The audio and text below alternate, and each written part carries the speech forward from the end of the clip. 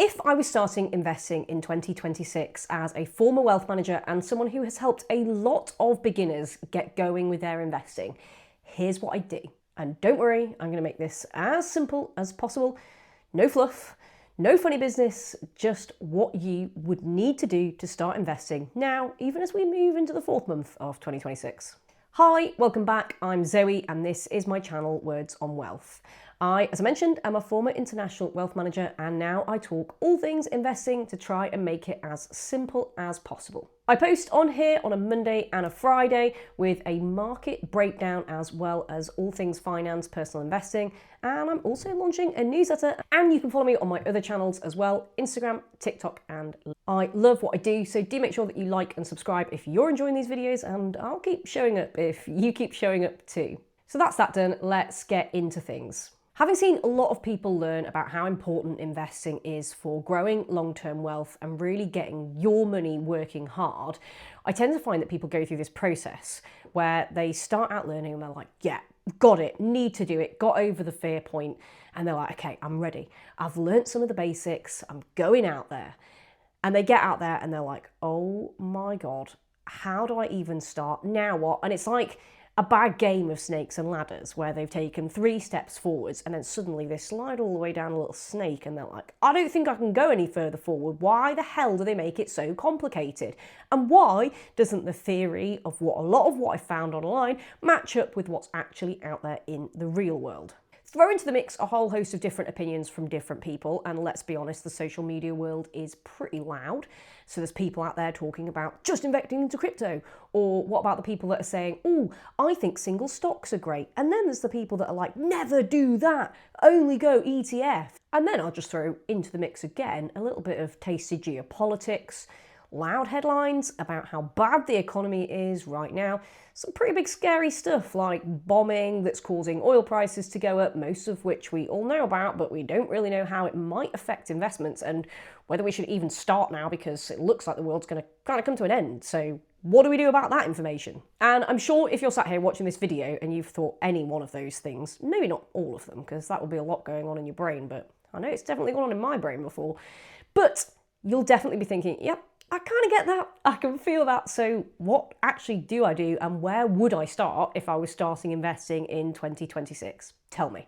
Because the reality is that getting started investing, no matter what the time is so important. Because the sooner that you can start, the sooner that you can start to take advantage of compounding.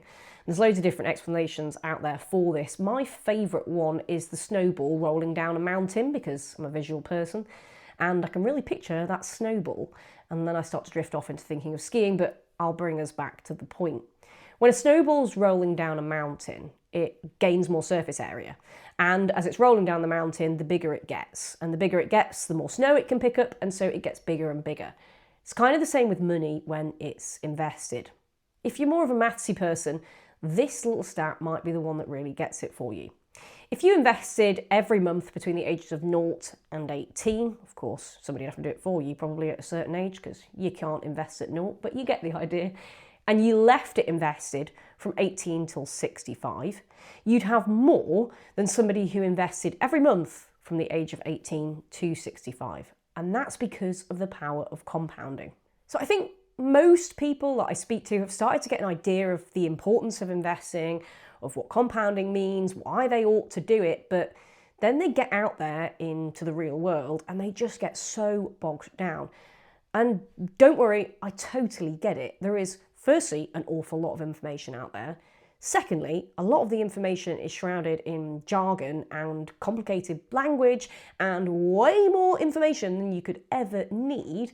And thirdly, it is different for everybody. And that, I think, is sometimes not made super clear. Whilst I can talk about one thing, somebody else can talk about something totally different, and it doesn't mean that either of us are wrong, it just means that we're approaching investing from an angle that works for us.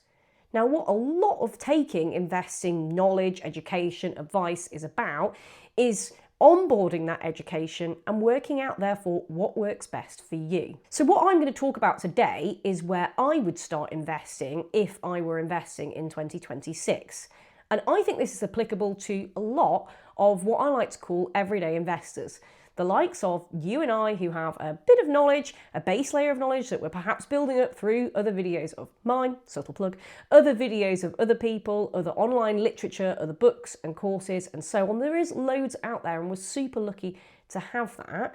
But what I then build today will hopefully then be applicable to you in some way, shape or form as an everyday investor. Everyday investors, as I say, are what I like to call the likes of you and I. That base layer of knowledge, also frankly like to have a life. I like to be out in nature. I don't like to spend all my time just looking at numbers moving on a stock market. I want my money to grow, but I don't want it to be super complicated. And ideally, I want it to be relatively low cost, but no more or less what I'm getting for what I'm putting in. If that sounds like you, stick about, because I'm going to move into a really simple framework that you can follow to get your investments in a place where you want them to be in 2026. So I like to follow what I have named a really simple framework called the 5 Fantastic Fund. Can't switch them around, probably because there'd be copyright issues, but you get where it might have come from as an inspiration. I think 5 is a really great number of funds to start with. The reason for that is because most beginner investors can handle that amount of funds. Most long-term investors can handle that amount of funds without it taking over their life. And it allows for a level of diversification within a portfolio that I think is kind of the just right scenario. So I'm mentioning funds there because a lot of what I would start investing into if I was starting now would be funds. For anybody that's unaware, a fund is just basically a basket of assets, be it stocks, be it bonds, be it property, be it anything else. So instead of buying one singular stock where you'd buy a little bit of ownership of a company and be exposed to just that company's performance, you buy a basket of thousands of ownership of tiny little companies, and therefore you are exposed to the performance of thousands of different companies. Now, there's 2 main types of funds to be aware of.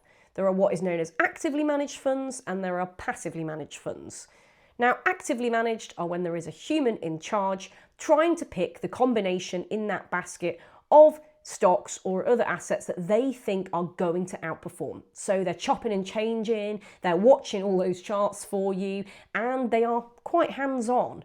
Now, generally, actively managed funds are more expensive than passively managed, which I'll come on to talk about.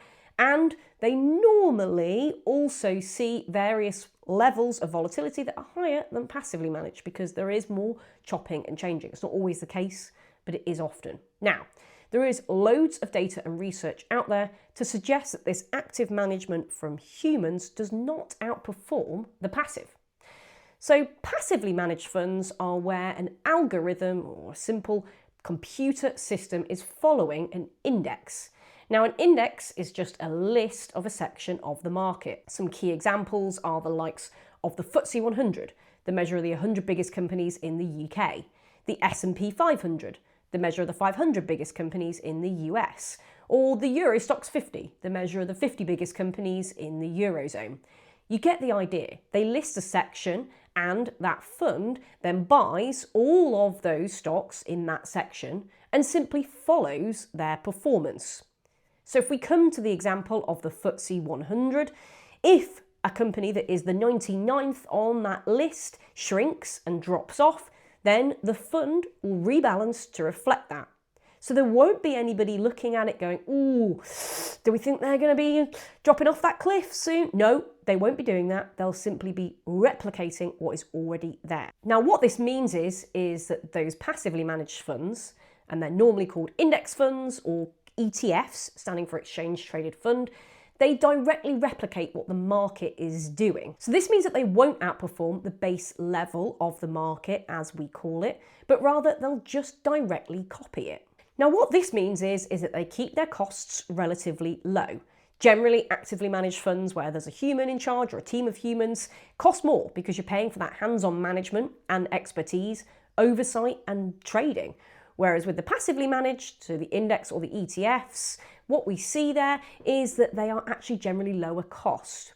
Normally as well, the reason why many beginners and those everyday investors love ETFs and index funds is because they are relatively easy to understand and they're relatively diverse in their nature. Now, I say diverse in their nature. This is where my framework of the 5 fantastic funds really comes in. Because whilst they are diverse, aka you're buying a big basket of a whole range of different companies in different sectors. Often they are concentrated in one area, such as their geographical area. If we take the S&P 500 as an example, if you buy an ETF that is following the S&P 500, then yes, you've got 500 companies in there, but they're only in the US. Now, what's going on right now at the moment in the world in 2026 is that we've got an orange man in charge of that country, and suddenly things are looking a bit more haywire than they were before. And what this means is that having exposure to just the US opens you up to all the movements of that orange man and whatever else the impact is on their overall economy and stock markets as well. Now, if you throw into the mix places like the UK with the FTSE 100, the Euro Stoxx 50, maybe some others as well, such as Japan or Australia, what you'll see is that you're not just open to what that orange man, sorry to keep coming back to him, is doing, but you've also got some others as well. And therefore, there is some geographical diversification in the mix. So that geographical diversification of stocks takes up the first 3 spaces on those 5 funds. One is generally the US, because we've got a long history of performance within the US stock market, and at the end of the day, it still is the biggest in the world. The second is normally some other form of developed market. It might be a big basket.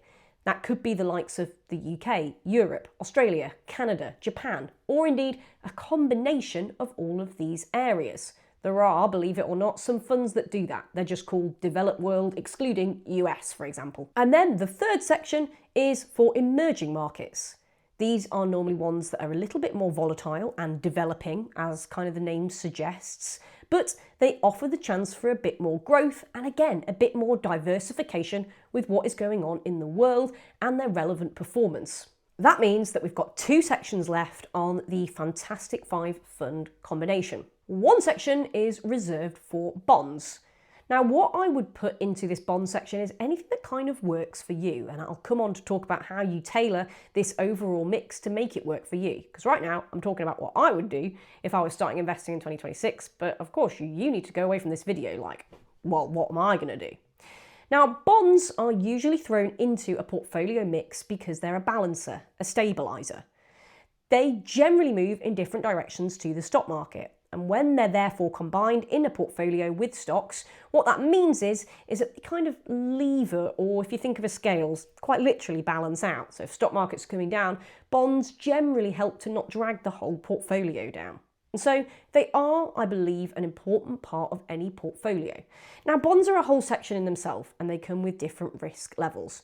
I won't touch upon that in today's video, but it is something that I will be coming back to, so stay tuned for more. And then the last section that I would allocate to in this Fantastic 5 fund structure is commodities or property or whatever else kind of floats your boat. In 2026, I think this is more important almost than ever. Traditionally, bonds have, as I mentioned, stabilised stocks. In the last few years, we've seen that shift and change ever so slightly. And what that means is that other assets have started to become more and more important, prevalent, and in the conversation, if you like. I'm talking things like gold, silver, precious metals, maybe even the likes of, do I dare say it, oil, or indeed other major commodities and natural resources. We could also put in there too things like property and the property markets and how they perform. Now, this is a broad section, and of course, it all comes down to what you want to research, and what interests you. But I personally believe this is the final piece of the jigsaw for what I would do in 2026 if I was starting now, to mix up that presence of different geographical areas, of bonds and their changing properties, and also having some exposure to some areas like gold or silver that have done pretty well in the last few months and indeed years. So that's what I would do if I was starting investing in 2026. I'd have a combination of 5 different ETFs that form that Fantastic 5, 5 fantastic funds within the portfolio, and I would therefore split them between 3 different geographical areas when it came to the stocks. I'd have a mixture of bonds and then maybe some sort of commodity or property ETF or index fund in there as well.